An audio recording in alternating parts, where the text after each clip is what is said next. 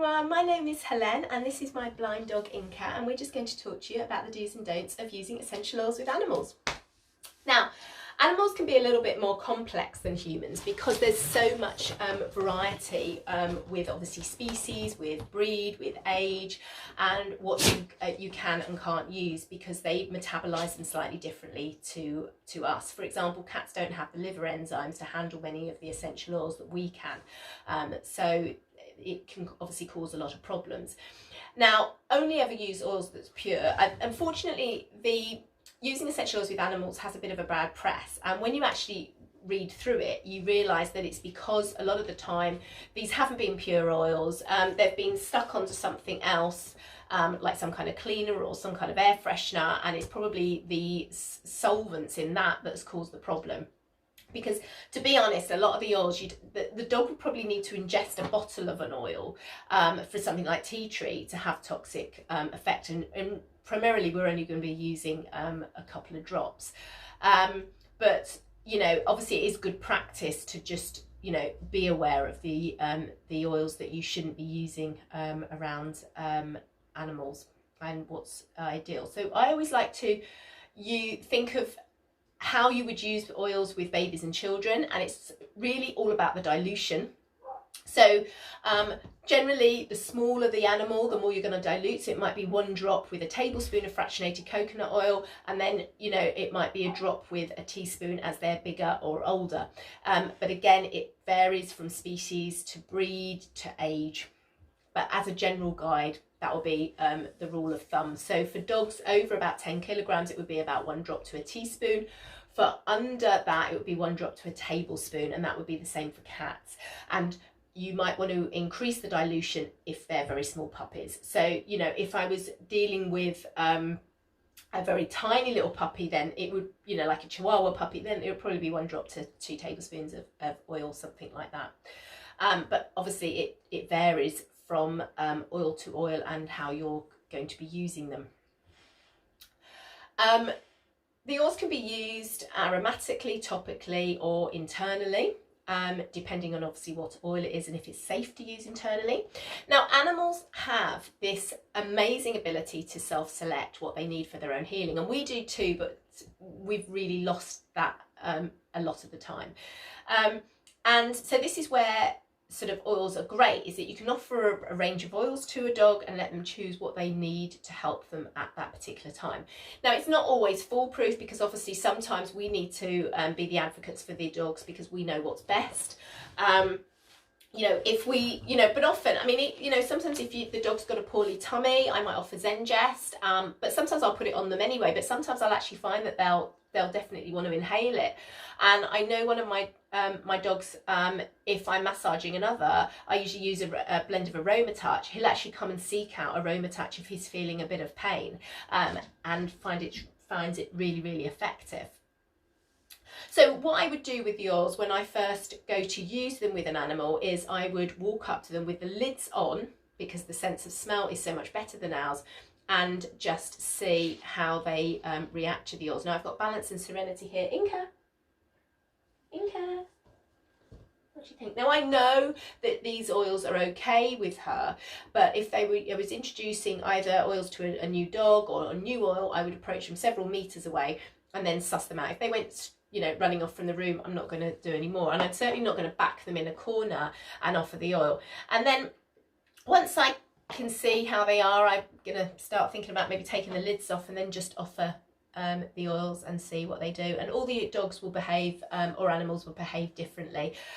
Inka's big thing is sometimes she'll take a massive inhalation and immediately put her muzzle under her armpit and then come back and take a massive inhalation, and sometimes she'll sneeze it out, and it's kind of sneezing all the sort of negative emotions out or whatever it is she needs to get out of there. But it's, you know, I've got 6 dogs. They'll all be interested in the oils in a slightly different way. So you just need to learn about your dog and how they react to things. So using the oils aromatically is a really effective way, because obviously as they inhale the oils, the small molecules go up through the nose to the olfactory bulb, where we've got blood vessels that run back into the brain to the limbic system, which is where we process the emotions. And we know that some of the smaller compounds in the oils can actually cross the blood-brain barrier. Things like beta-caryophyllene from copaiba, we know that it can cross the blood-brain barrier, so it's a very, very powerful effect. The other way you can utilise the aroma as well is by associating it with what you want. So if you diffuse something at night, which is something I do for my dogs, and then have it in the car, so they also get the benefits of serenity, but they've also associated serenity with sleeping, so it makes them just totally, it's kind of a belt and braces approach to helping them for two of my dogs who don't like travelling. So that's how I would use it. Using a diffuser is a great way of using oils around animals. Obviously you're taking their free choice away, but we know dogs always don't make the correct choice, and sometimes you have to be, like I said, the advocate for them. I'd never put an oil in the diffuser I hadn't checked the dogs liked first. And the key with diffusing as well is you always want to make sure they can exit the room. 4 to 6 drops. When I'm in my bedroom at night, because I do shut the door, because I know how they react to serenity, and they can always just scratch the door if they want to go out. But in actual fact, most of the dogs choose to lie next to the diffuser. But I only put 3 drops in at night for that reason, and it's on the Petal 2 that I have in my bedroom, so it pulses every 5 minutes and on and then off, so it's really, really great for that. So that's a really effective way of using the oils. Like I said, you can just let them smell it and see how long they want it for, and when they stop smelling and move away, they've inhaled enough. And that's a really effective way of dealing with a variety of different things, particularly emotions. And sometimes I'll have a range of oils, maybe 5 oils out, and I'll just have the lids off. I'll have them in a little semicircle and just let my animals just self-select what they want to use, and it's a very powerful way of doing that. You can also obviously use the oils topically. And again, it's all going to come down to the dilution, and that's really the key. And there's 2 ways. You might want to pop a drop of oil on your hands and just do some gentle strokes, and so the animal's hair acts as an auto diffuser. The other way is you might want to pop it in a little dropper bottle or a little roller ball, which is great for the oils that you need to dilute. But if it's a dropper bottle, you can sometimes just pop it on the skin, just at the back of the neck where it's thin, and where the main arteries and blood vessels go up to the brain, and it helps the absorption in there. Or you might want to pop it just between the paw pads as well, and that's particularly good for like the calming oils such as Balance and something like Serenity. Serenity does need to be diluted. Balance can be used neat, as long as depending on the size of your dog. All the animals will obviously utilise oils differently. Some of the oils can be used internally, so like copaiba, frankincense, on guard, very useful for a whole variety of different ways, just as we would do for ourselves as well. Again, basic rule of thumb, over about 10 kilograms they can have a drop. Under, you'd be wanting to use the toothpick method. Cats generally don't tend to need drops oils internally, because you can just pop them on their coat and they'll take them in as they groom themselves. But again, with those you'd be using then diluted with fractionated coconut oil. Different rules as well. Obviously same rules as with humans, don't apply it to any mucous membrane, so don't apply it to the eyes, the mouth, the genitals, or anything like that, because obviously that can have an effect. The only exception really with the mouth is if you were using something that could be taken internally, and that's, you might just want to put it on their gum, which is quite useful.